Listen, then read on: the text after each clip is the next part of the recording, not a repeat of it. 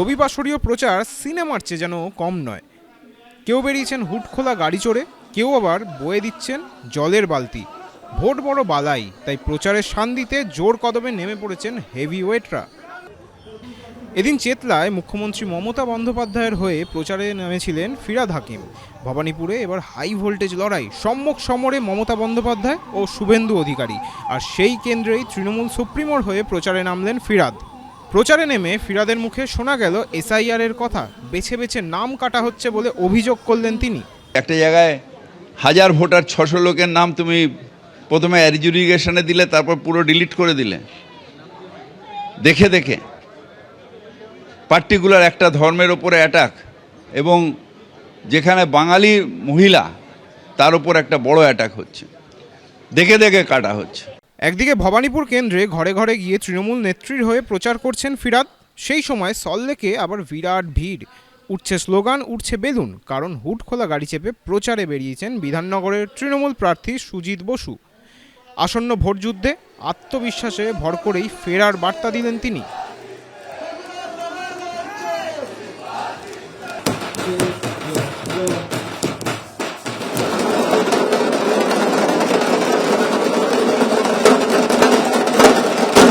বার্তা কি, আর এলাকার মানুষের সঙ্গে তো কথা হচ্ছে, তারা কি বলছেন?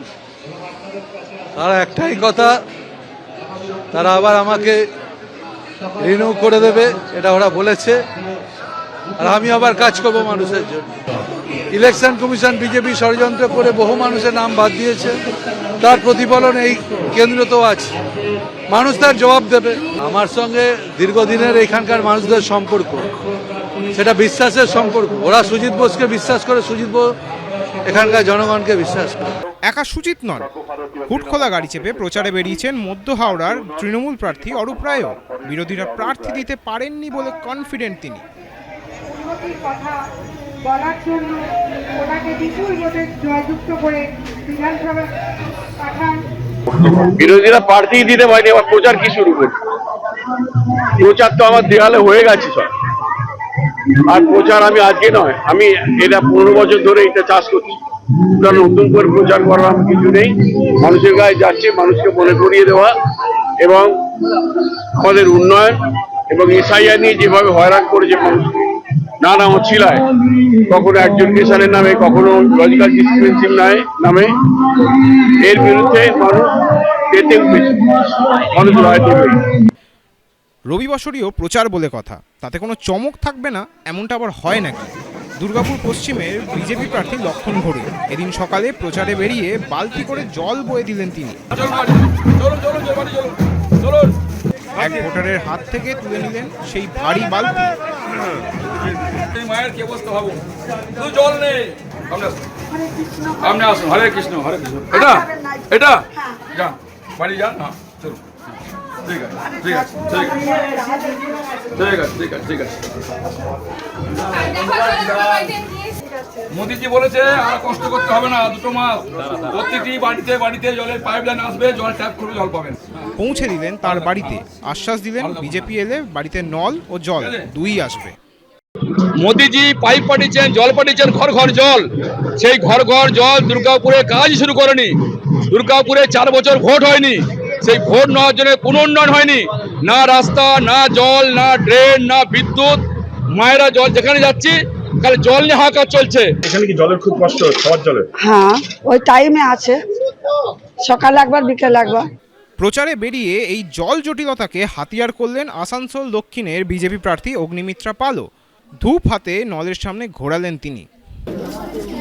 ধূপগুলো দেখাচ্ছি, কারণ আমাদের এখানে জলের খুব সমস্যা তো। আর 90% কাজ আমাদের মুখ্যমন্ত্রী বলেছিলেন, মুখ্যমন্ত্রী হওয়ার পরে সব কাজ হয়ে গেছে। এই যে জলের ব্যবস্থা দেখছেন, জল জীবন মিশনের কোটি কোটি টাকা মোদিজি পাঠিয়েছেন, কিন্তু সেই টাকাগুলো চুরি করেছেন কার্টেসি তৃণমূল সরকার। দেখুন, এই মগে করে জল ভরতে হবে।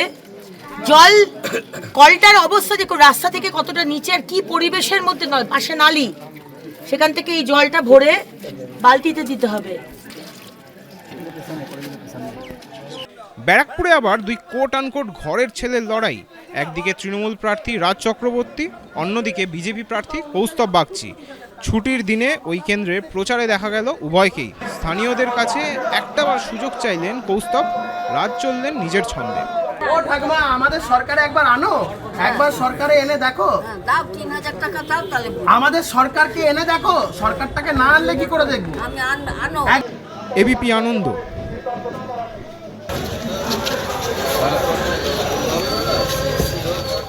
এবিপি আনন্দ, এগিয়ে থাকে, এগিয়ে রাখে।